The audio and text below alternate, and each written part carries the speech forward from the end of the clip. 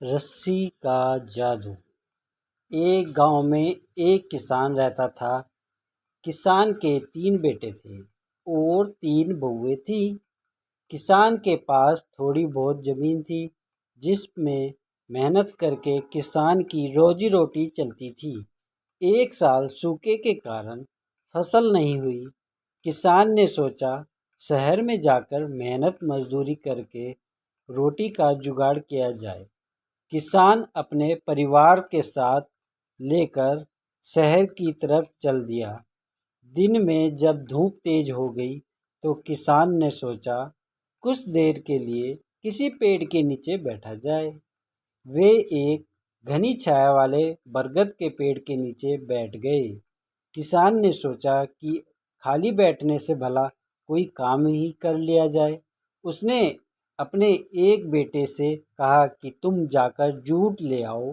दूसरे बेटे से कहा तुम कहीं से सब्जी ले आओ। तीसरे बेटे से कहा तुम कहीं से खाने का बाकी सामान ले आओ।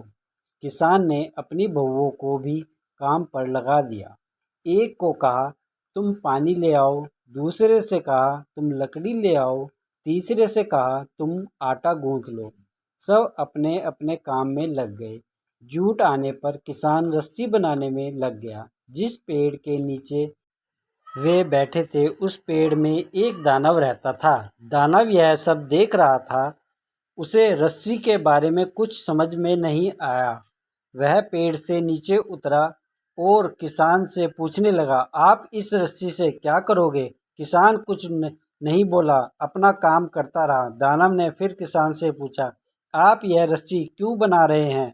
किसान ने कहा, तुम्हें बांधने के लिए। यह सुनकर दानव डर गया और बोला, आपको जो कुछ भी चाहिए मैं देने को तैयार हूँ, आप मुझे छोड़ दीजिए। यह सुन कर किसान ने कहा, मुझे अभी एक बक्सा सोने का भरा हुआ दे दो तो मैं तुम्हें छोड़ दूंगा। दानव उसी समय एक बक्सा सोने से भरा हुआ ले आया और किसान से बोला, ये लो सोने से भरा बक्सा और यहाँ से चले जाओ। किसान ने सोने का बक्सा लिया और गांव की तरफ चल दिया।